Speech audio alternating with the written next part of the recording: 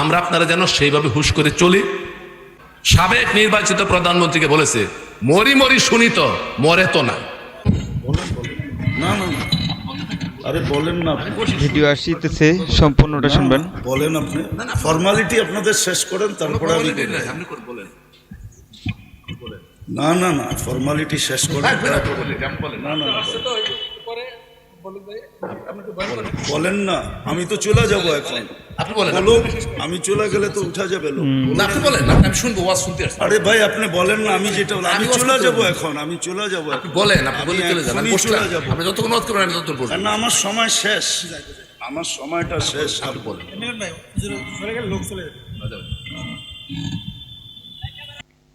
আসসালামু আলাইকুম রহমতুল্লাহি ওয়া বারাকাতুহু। আজকে আমি যে ভিডিওটা নিয়ে আসছি, বিএনপি এক নেতার কর্মীদের সাথে সেরকম একটি বিশাল বিতর্ক। মরি মরি করে তো, কিন্তু তবুও তো মরে না, এই কেমন কথা বললেন, আপনারা সবাই শুনতে পেলেন। তবে চলুন কথা না বাড়িয়ে সেই বিএনপি নেতা কর্মীদের সাথে কি এমন বিষয় নিয়ে তর্ক হলো শুনে আসি অতীত বিস্তারিত ভিডিও। 15 বছর তো দেখে আইলাম, সারাদিন যতক্ষণ তেল মারছে অতক্ষণ আল্লাহ আল্লাহ করলে সবগুলা কুতুব হয়ে যেত। সারা দিনে তো একবার আল্লাহ আল্লাহ করে নাই। দেখলাম তো মিডিয়াওয়ালাদেরকে তেল মারতে মারতে তেলের দাম বাড়ায় দিল। এখন আবার স্বৈরাচার বলতে বলতে গলা শুকায় দেয়, একটু পরে পরেই দেখি আবার পানিও খায়। মিডিয়া দেখেন না পানি খেতে, এটার নামই তো দুনিয়া। জমিন তো এটাই বলে, অনুমতি দেন না সাইজ করি, দেখি কোন কোয়ালিটির। শুধু জমিন বলে না, কুল্লা ইয়াউমিন ওয়াল বাহরু ইস্তাযিনু রাব্বা। সমুদ্র বলে আল্লাহ অনুমতি দেন না সাইজ করি। সব তো আপনার ভোগ করে, অস্তিত্বটা কে দিছে? আপনার ভিতরে কোয়ালিটি কে রাখছে?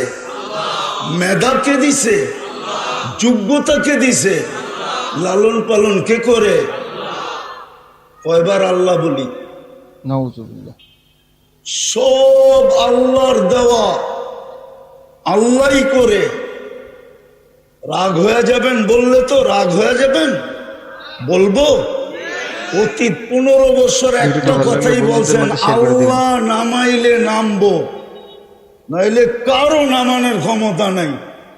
কিন্তু আল্লাহ ওই ল্যাংটা পোলা পান্ডে দিয়ে নামায় দেখায় দিছে। একটু বোঝেন, মাথার ব্রেন দিয়ে কাজ করেন। ছাত্র কি এটি তো ল্যাংটা, ঠিক না? ছাত্র তো এখনো লঙ্গি খুললে কেউ কিছু বলে না, ঠিক না? ছাত্র তো, ঠিক না? ল্যাংটা পোলা পানি তো নামায় দেখায় দিছে, ঠিক না? না আমরা নামাইছি? আপনারা ওই ল্যাংটা পোলা পানগুলা দিয়ে নামাইছে আল্লাহ। তারপরে যদি হুশ না আসে, আর কবে আসবে? চলে যাব। আউযুবিল্লাহি মিনাশ শাইতানির রাজিম, বিসমিল্লাহির রহমানির রহিম।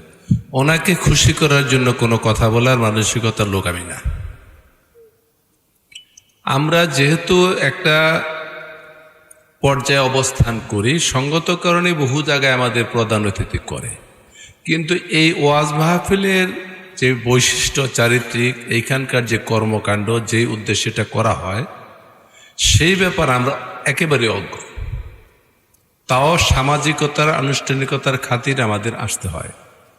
আমি এই বছর ওয়াজের সংখ্যা অনেক বেশি, এটা আপনারা জানেন। অনেক জায়গায় গিয়েছি, আবারও বলছি, আমি খুশি করার জন্য নয়। আমি অনেক জায়গায় ওয়াজ শুনেছি। আজকের ওয়াজটা আমি যতগুলো ওয়াজ শুনেছি এবং যে প্রধান অতিথি অন্তর 20-30টা ওয়াজে গিয়েছি, আমি একের মন থেকে বলছি যে আজকের ওয়াজটার মতো এত উত্তম ওয়াজ আমি আর কোনো জায়গায় শুনি নাই। একেবারে উত্তম, এবং এটা পবিত্র মনে বলতেছি, অজু অবস্থায় বলতেছি। ওনার কাছ থেকে যতটুকু শুনলাম, আমি বহুত ওয়াজ শুনেছি, চিৎকার পাৎকার, হই হুল্লোড়, মানে একেবারে কেরাতের টান, এরপর গল্প গুজব, অনেক কিছু আমি শুনেছি। কিন্তু আজকের এই বৎসরের মধ্যে সর্বশ্রেষ্ঠ বয়ান আমি যতটুকু শুনলাম, আমার জীবনে এই বৎসরে সবচেয়ে ভালো ওয়াজ আমি ওনার কাছ থেকে শুনলাম। এটা ওনাকে আবারও বলছি, আমি তৃতীয়বারের মতো, যে খুশি করার জন্য আমি কোনো কথা বলি না এই জায়গায় বসে। কারণ সামাজিক রাজনৈতিক সমসাময়িক প্রেক্ষাপট কোরআন এবং হাদিসের আলোকে বাস্তব ধর্মী আলোচনা খুব কম শুনি। যেহেতু অনেক ওয়াজে যাই, শুনি, বসি, কিন্তু আজকে উনি প্রথম বলছিলেন যে আপনি কথা বলেন। আমি হয়তো কথা বললে আমি চলে যেতাম ওনার কাছ থেকে বিদায় নিয়ে, কিন্তু আমি বারবার বললাম যে আপনি বলেন, কারণ আমার একটা ধারণা ছিল যে ওনার 2-4টা কথা আমি শুনবো। আমি মানুষের কাছ থেকে যা শুনেছি সেটা তো আমি মানুষের মুখে মুখে শুনেছি, কিন্তু ওনার কাছ থেকে ওয়াজ আমি শুনিনি। তো আমি ওনাকে মাইকটা কয়েকবার দিয়েছি, এখানে আপনারা দেখেছেন। আমি দেওয়াটা আমার সার্থক হয়েছে। আমি মনে করি শুধু এইখানে না, যারাই ওয়াজ যেখানে করবেন, এই জাতীয় আলোচনা করলে মানুষ কিছুটা বোধগম্য হবে, হুশ হবে এবং আমল করার জন্য মানুষের মনের একাগ্রতা বাড়বে। ওয়াজের বৈশিষ্ট্য অনেক, আর ওনাদের মতো আলেমদের সামনে রেখে সময় নষ্ট করা, কথা বলা, এটা আসলে আদবেরও খেলাফ হয় এবং অনভিজ্ঞতার বহিঃপ্রকাশ হয়। এই ওয়াজটা শুরু হয় এই ভারতীয় সাবকন্টিনেন্টে 1906 সনে, এবং হজরত আলী তসনা নামে একজন হাক্কানি আলেম ছিলেন। উনিকে বলা হয় প্রবর্তক। প্রথম এই মজলিসে জলসা আকারে যে ওয়াজ করা হয়, এটা আসাম এবং সিলেটে প্রথম শুরু হয়। এর বিস্তৃতি ঘটতে ঘটতে এখানে আসে। আজকে মেঘডুবিতে যে ওয়াজের মধ্যে যারা কথা বলেছেন, সবার কথা শোনার সৌভাগ্য হয় নাই। উনি কয়েকটি দিক নির্দেশনামূলক কথা বলেছেন, যেটার থেকে রাজনীতিবিদ হোক, ব্যবসায়ী হোক, আর যাই হোক, যে পেশায় আছি না কেন, আমরা প্রত্যেকের শিক্ষণীয় অনেক কিছু আছে। একটা কথা বলে শেষ করব, এটা রাজনীতি না, এটা ধর্মের সাথে সম্পৃক্ত। সেটা হল এই, উনি বারবার বলেছেন যে তোমাকে স্বাধীনতা দিয়েছি, কিন্তু স্বাধীনতা তোমায় উন্মুক্তভাবে দেওয়া হয়নি, যে কোনো সময় পাকড়াও করার ক্ষমতা আল্লাহ রাব্বুল আলামিন রেখেছে। এই জন্য মানুষকে যখন কথা বলতে হয়, আচরণ করতে হয়, যে পদেই থাকি না কেন আমরা, তাদেরকে অত্যন্ত মার্জিত সীমার মধ্যে কথা বলা দরকার।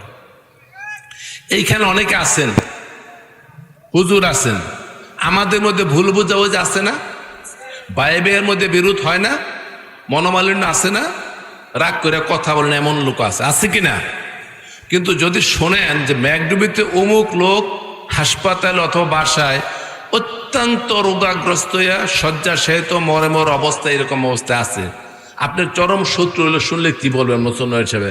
আল্লাহ ওনাকে সুস্থ করে দেয়, এই কথা বলবেন না, নাকি খারাপ কথা বলবেন? এই জমিনে নির্বাচিত বাংলাদেশের প্রধানমন্ত্রী, সাবেক নির্বাচিত প্রধানমন্ত্রীকে বলেছে, মরি শুনি তো, মরে তো না। 70 বছর 77 বছর বয়স হলো, আর কত? হায়াত কি মালিক আপনি? সুস্থতার মালিক আপনি? আপনি এই সিংহাসনে বসে এমপি হই, সাবেক ছিলাম, মন্ত্রী হই, মেম্বার হই, চেয়ারম্যান হই, মেয়র হই, খামোশ। সীমারেখা লঙ্ঘন করে কথা বললে আল্লাহ পছন্দ করেন না, এবং অহংকার এবং হিংসা করে কথা বললে তার পতন অনিবার্য। উনি বলেছেন যে ন্যাংটা পোলাপান দিয়ে দেখিয়ে দিয়েছে, তাই না? তা আল্লাহ বলে অমাকারুল্লাহ আল্লাহ খায়রুল মাকিরিন। আল্লাহ বলেছে তোমরা চক্রান্ত করো, আমার চেয়ে কৌশলী কে? আমার চেয়ে কৌশলী আর তোমরা কেউ না। কাজে জমিন আমার, আসমান আমার, দুনিয়া আমার, আমি যা ইচ্ছা তা করতে পারি, সেই করার মালিক আল্লাহ রাব্বুল আলামিন। অত ইজ্জ মানতাসা, অত জিল্ল মানতাসা বিয়াদিকাল খায়ের, ইন্নাকা আলা কুল্লি শাইইন কাদির। আল্লাহ বলেছেন যে যাকে ইচ্ছায় ইজ্জত দেয়, যার কাছ থেকে রাজত্ব ছিনিয়ে এনে বেইজ্জতি করি, আমি সর্বশক্তিমান। এই নিদর্শন বাংলাদেশে হয়েছে।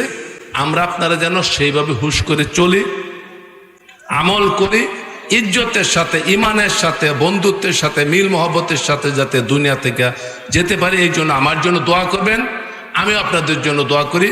এবং বিশেষ করে আপনাকে আমি অন্তঃস্থল থেকে কৃতজ্ঞতা, অভিজ্ঞতা জানাচ্ছি, অভিনন্দন জানাচ্ছি। এই জন্য আমি আবারও বলছি, আজকের ওয়াজ আমার কাছে ভালো লেগেছে, অন্য যে কোনো ওয়াজের চেয়ে। আসসালামু আলাইকুম ওয়া রাহমাতুল্লাহি ওয়া বারাকাতুহু। সবাইকে বুঝার ও জ্ঞানের তৌফিক দান করুক, আমিন।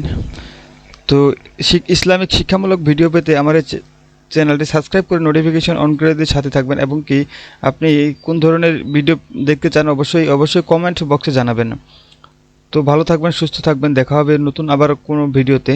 ততক্ষণ নিজের খেয়াল রাখবেন, আর আপনি অবশ্যই জানাবেন কেমন ভিডিও চান। ধন্যবাদ সবাইকে।